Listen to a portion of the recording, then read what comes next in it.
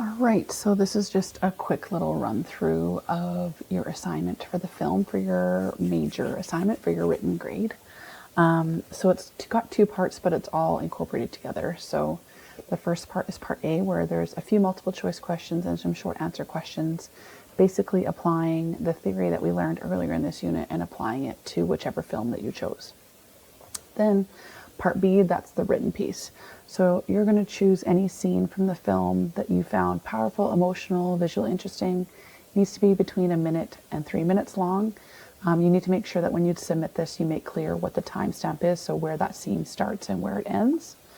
And then you're going to watch that scene quite a few times, and you're going to take notes on these things. So these are those things that are in those theory lessons. So camera movements, director choices, and then film elements. So these are all things you're going to take some notes about. Then what's going to happen is essentially you are going to pretend to be the director being interviewed about this scene. And so essentially it's, back in the day, we used to be able to watch behind the scenes, and the director would talk over the scene saying these are the choices that they made. So that's what you're doing. You're doing that commentary, talking about why you made those choices during that scene.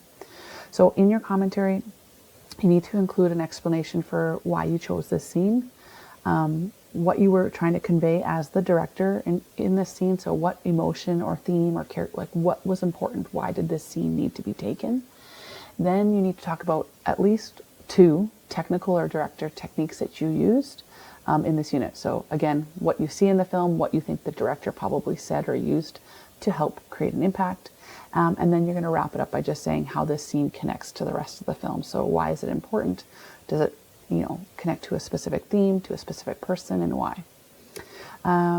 It should be in paragraph format, but you can write it as a script. However, you would kind of speak it out loud. It's up to you. Either works. Just make sure we're still using correct sentence structure. Should be in between 350 and 500 words, so a few paragraphs or one long paragraph. It needs to answer all the requirements from 1 to 4 above. And like I said before, be sure to include the timestamp. If you want to know how you're being graded, I would take a look here for that. So if we go in and have a look, you'll see this is for The Beautiful Mind, but if you were doing Pleasantville, it's the exact same format.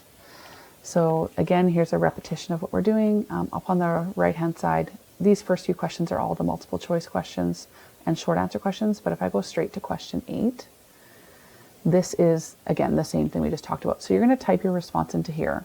However, you can do all your planning on the side. The quiz stays open until you submit it. But if you even did type in here and you left the quiz and came back later, whatever you typed here should stay here. So just know that Nisaway tends to save all that stuff. If you're a little bit scared of that and you want to write it in Word first and then copy and paste it in here later, you can do that as well. But yeah, so that's the major assignment for this unit. If you have any questions about this or need any support, as always, reach out to an instructor.